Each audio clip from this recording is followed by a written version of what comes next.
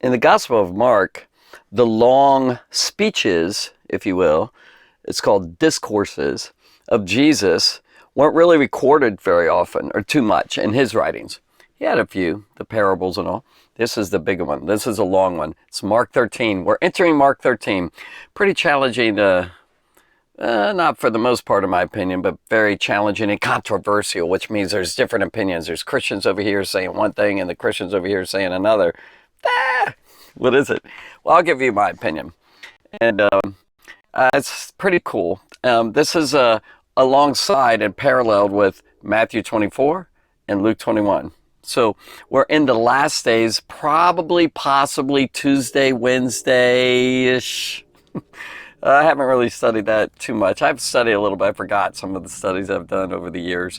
But Mark 13 is definitely the end last week before he dies. Yay for the death of Jesus. That sounds horrible, doesn't it? But it's because he took my sin upon him. Yay. And also the resurrection. Thank God for the resurrection. All right, here we go. Matthew 13. This is what we would call, for you younger ones and all of us, prophecy. Prophecies. A number of things Jesus said that was going to happen. And that's predictions, in other words. Hey, this is what's coming up. And he could foretell it. See, there's a timeline of Earth, right? Adam is here, let's say, the beginning. And then this is, whatever year you're in the 2000s. And like we have the major people like Adam, and then we have Noah, and then we have Abraham, and then we have Moses, and then we have David, and we have all these prophets and all that. And then we come to Jesus. Kind of the last days is this last at least 2,000 or so years.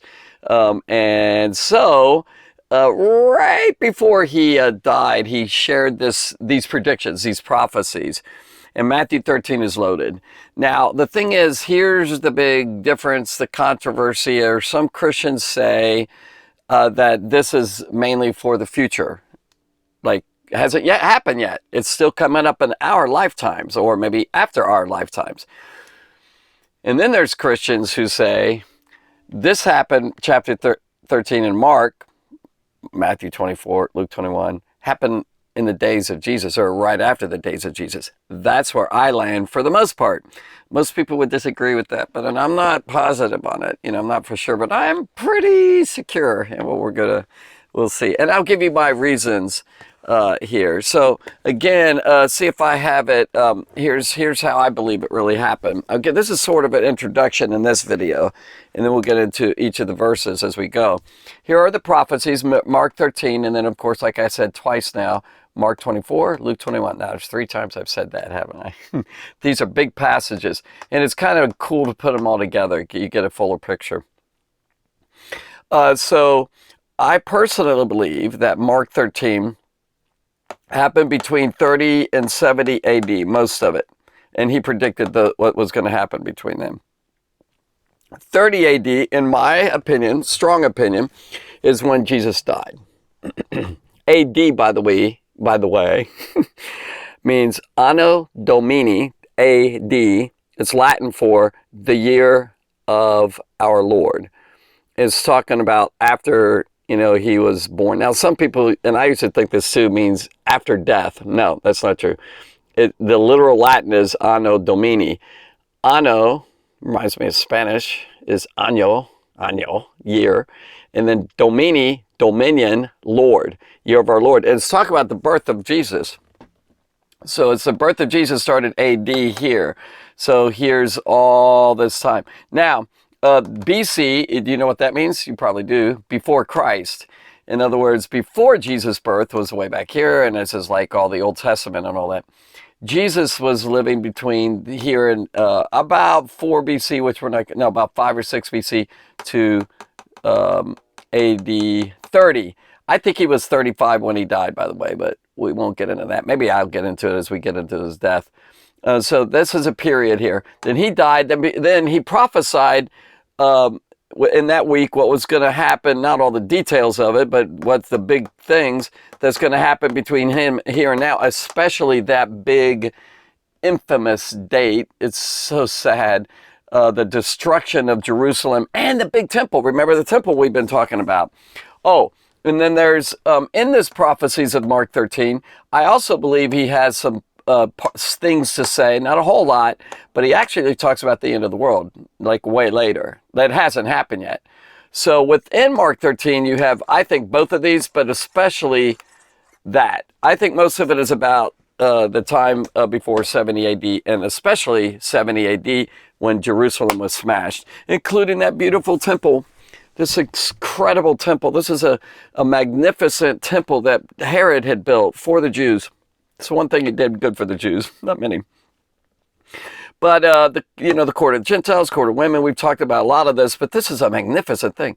And in my studies, it seems to have been about 26 acres large. That's really big.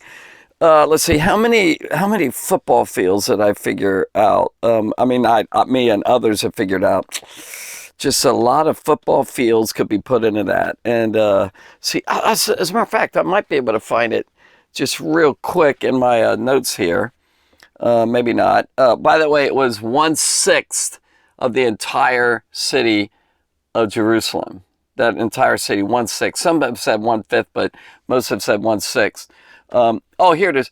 23.595 exact football fields can fit in that space. 23 football fields. That's big. And I haven't figured out all the particulars and who's accurate on that. The point is, it was huge. See, the first temple that was built way back by Solomon was 600 BC, way back, was built, and then it was burnt down by Nebuchadnezzar, and then Zerubbabel built a much smaller temple, and then that was destroyed, or was really in ruins by the time Herod came. Herod started in about 19 or 20 BC.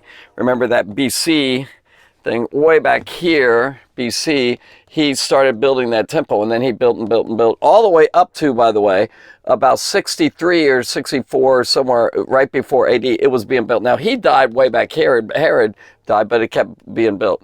Took about a year and a half to build the first part, the temple proper. He started evidently with this right here, the temple proper, and he built that in about a year and a half. He had thousands of priests and everything else building it. All right, interesting stuff. Let's get started in this passage here. I'll just at least start it. It says this, and as he went out of the temple, remember the stories that we've been discussing, the 6 challenges and all that, he was in the temple. That doesn't mean the entire time from chapter 11 all the way through 12 he was that one day in the temple, but possibly, could have been a couple of days. I don't know, there's a lot of talking and teaching and controversies and challenges to Jesus, if you remember. As he went out of the temple, so most likely, or I could put money on it, yeah, he went this way out, the Golden Gate went out, and then it dropped down into the Kidron Valley. So if it was like this, he came out of the temple here, and he kind of went downward, a slope. By the way, on this corner of the temple, way over here on the southeast corner, that's a 200-foot drop right there. It suddenly dropped, which, by the way, Herod built a huge, beautiful, incredibly ingenious platform here to build that up. So it dropped almost just straight down right there into that Kidron Valley right there. So he was pretty magnificent a builder. I mean, that's the only thing, in my opinion, that he was really great at. He was called Herod the Great. At least that term came later, about him. All right, as he went out of the temple, so he left the temple with his disciples. One of the disciples said this. One of his disciples said unto him, Master, Rabbi, teacher, look at the manner of stones and buildings are here. The stones, by the way, just huge stones. Josephus describes it as, let's see if I can find that one. I have notes here that 25 cubits long, and each cubit is, as I know, I've studied this before, is 18.5 inches. So that's about your arm's length from here to here, depending on your size and how big you are.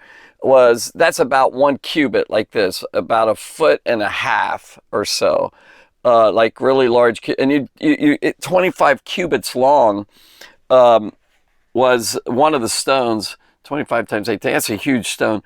That's lots of feet, isn't it? If you're get in math, you can figure that out, jot that down.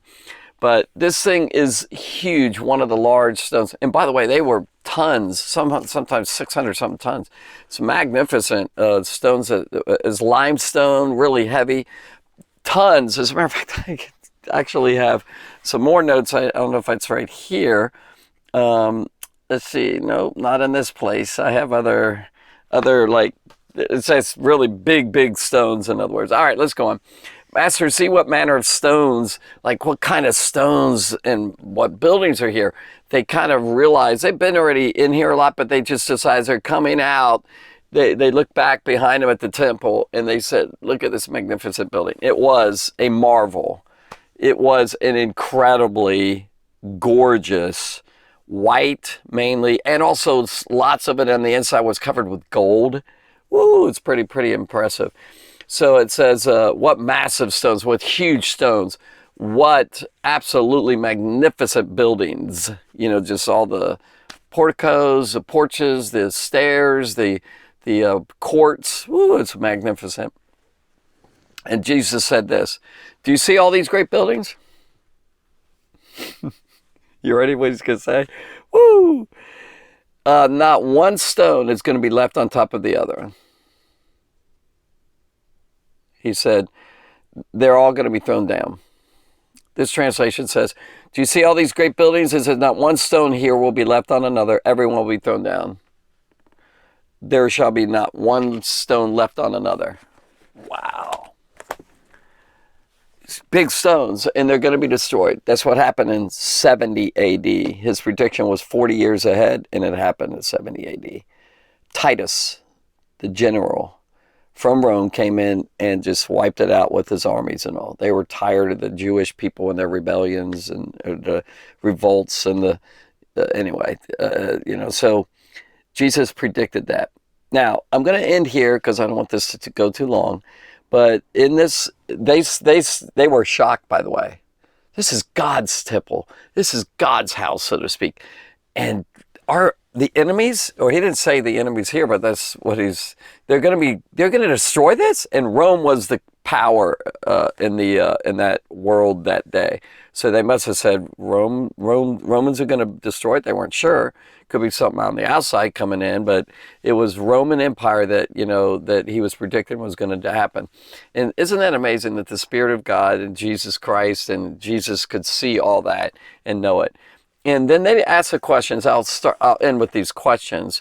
I think there's a couple in Mark here. By the way, later, just right after that, as he was sitting at the Mount of Olives, I've drawn this map a lot, but this is where he went out. And over here is there's three major peaks. Not real high. It's not a huge mountain, but the Mount of Olives. And by the way, that's why they called this passage in Mark 13 and Mark 13, Matthew 24, Luke 21, the Olivet Discourse. Olives.